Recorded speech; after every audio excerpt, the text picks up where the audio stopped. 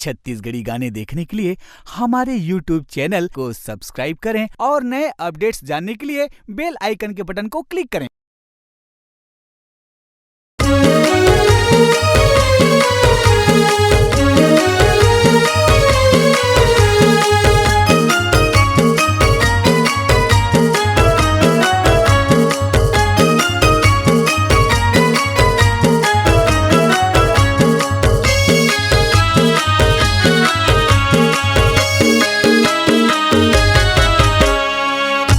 महावे सुंदर नामा करले भजन सतनामा रे संगे करले भजन सतनामा गुरु के नाम अपनाला करले भजन सतनामा रे संगे करले भजन सतनामा।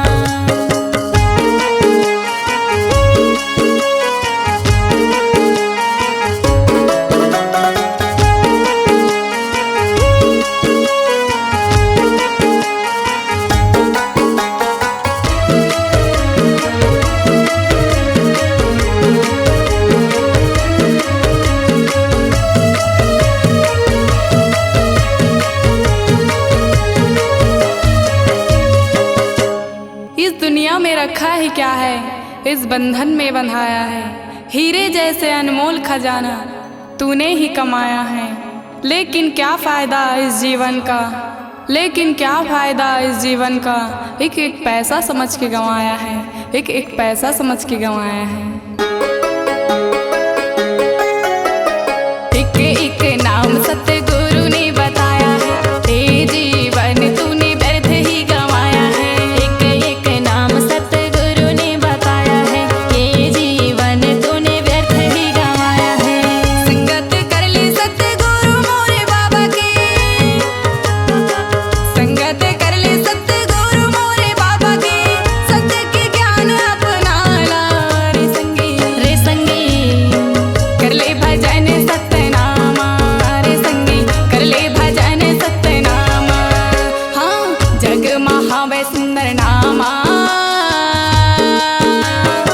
कर ले भजन सतनामा रे संगी कर ले भजन सतनामा।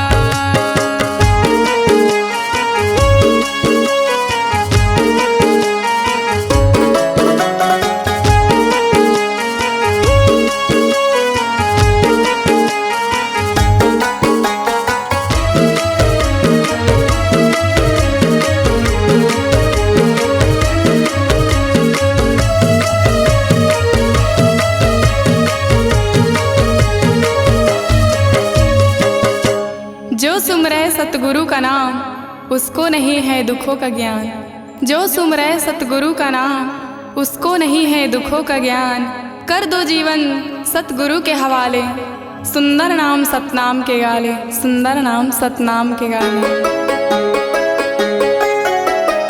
आसन विज्ञान सतगुरु अपनाए हैं, गुरु अपना के सत्य ज्ञान बताए हैं। आसन विज्ञान सतगुरु अपनाए हैं, गुरु अपना के सत्य ज्ञान बताए हैं। तनला रंगा के संगी मानला जगाले, तनला रंगा के संगी मानला जगाले, सतपुरुष सतनामा रे संगी कर ले भजन सतनामा रे संगी कर ले भजन सतनामा। जग महावे सुंदर नामा कर ले भजन सतनामा रे संगी कर ले भजन सतनामा। गुरु के नाम अपनाला कर ले भजन सतनामा रे संगी कर ले भजन सतनामा। कर ले भजन सतनामा रे संगी कर ले भजन सतनामा रे संगी कर ले भजन सतनामा रे संगी कर ले भजन सतनामा। आपकी आवाज ही आपकी पहचान है।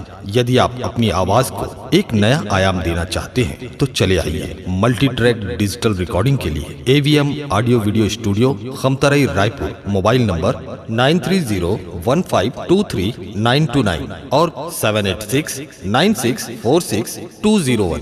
यदि आप नए एवं पुराने गीत सुनना चाहते हैं तो avmgana.com में जाकर गाना फ्री डाउनलोड करें और YouTube चैनल में AVM गाना और KK कैसेट्स को सब्सक्राइब करें।